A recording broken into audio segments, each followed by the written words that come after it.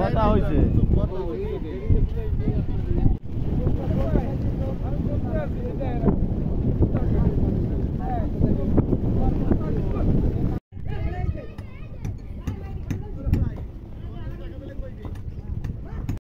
আপনি একটা ঠিক করে এটা পাঠান একটা আপনি যেভাবে হোক একটা আপনি যদি না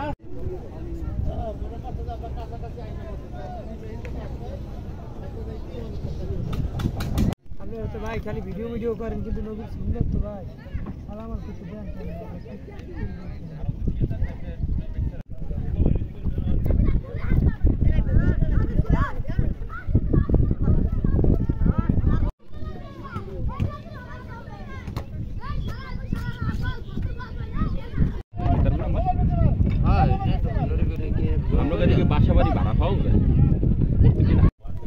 গাঙ্গে মাঝখানে যদি হয় আল্লাহ দেয় সামনে যদি নামতে পারি তাহলে আমরা চলতে পারবো, না হলে আমরা মনে হয় যে খুব গাঙ্গে মাঝখানে যদি হয় আল্লাহ দেয় সামনে যদি নামতে পারি তাহলে আমরা চলতে পারবো, না হলে আমরা মনে হয় যে খুব কষ্ট হইব। দিন কাটাইতেছি এগুলো নিয়ে আমরা এখন যদি আমার সরকার যদি আমাদের দিকে চায় জেলের দিকে তাহলে আমরা একটু ভালো মনে করি। খালের কিলো আমরা ট্রলার রাখছিলাম, এই যে ট্রলার ভাঙে গেছে। কিরকম অবরোধ চান আপনারা? আমরা যে সময় মাছটা পরে আমরা গরিব মানুষ, ঠিক আছে, ওই সময় 5-6 দিলে আমার অনেক ভালো হয়। অন্যদিকে দাঁড় দেনা থাকে, অনেক কষ্ট থাকে, কিস্তি ফিস্তি দিতে পারি না, মানুষের কাছে অনেক ঋণ, ঠিক আছে। আবার নদীতে গেলে বন্যা শুরু হয়, অনেক কষ্টের মধ্যে আমরা দিন যাপন করতেছি। কি চাচ্ছেন সরকারের কাছে? সরকার চাই যে অবরোধটা আমাকে একটু 5-6 দেয়। ভেরিবেদের কারণে এই জন্য এই বন্যাটা যখন আইছে, বন্যাটা আওয়ানোর কারণে এই ভেরিবেদের মনে করেন বস্তা দিয়েছে, বস্তার কারণে আমরা ভাই সব ছুটে গেছে। এমন রুলিং আসে নদীতে, সাগরে যেরমের ঝড় আসে এরমের ঝড় আসছে আমাকে এই মানপুরি টোটায়।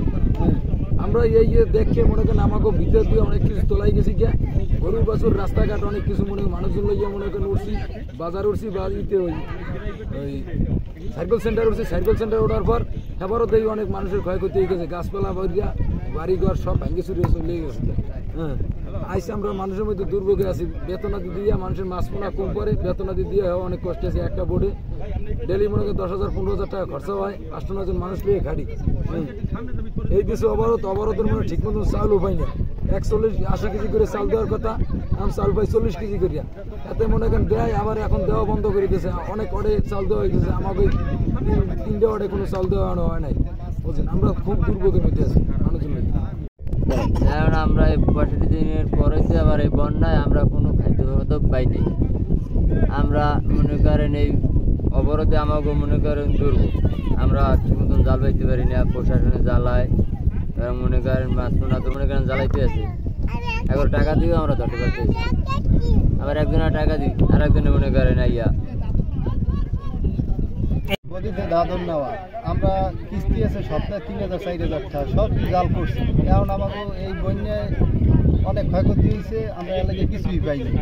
আর এই জালগুলো ঠিকঠাক করে নামতে আমরা এখনো পারি, এখনো আমাদের বন্যায় এতেও আমাদের অনেক ক্ষতি হয়েছে। যে ক্ষতিতে আমরা জেলেরা নদীতে মাছ মারতে পারছি না, আমাদের বোট ভাঙচুর হচ্ছে এবং জাল যদি নদীতে ফেলায় অনেক গাছে অনেক কিছুতে বাইরে চিড়ে সব কিছু নষ্ট হয়ে যাচ্ছে।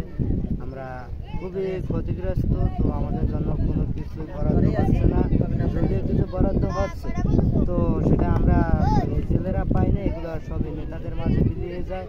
শুনছি আমাদের 65 দিনের অবরোধে আমাদের জেলেদের জন্য কিছু ত্রাণ আসছে, কিন্তু সেই ত্রাণটা আমরা এখন পর্যন্ত পাচ্ছি না।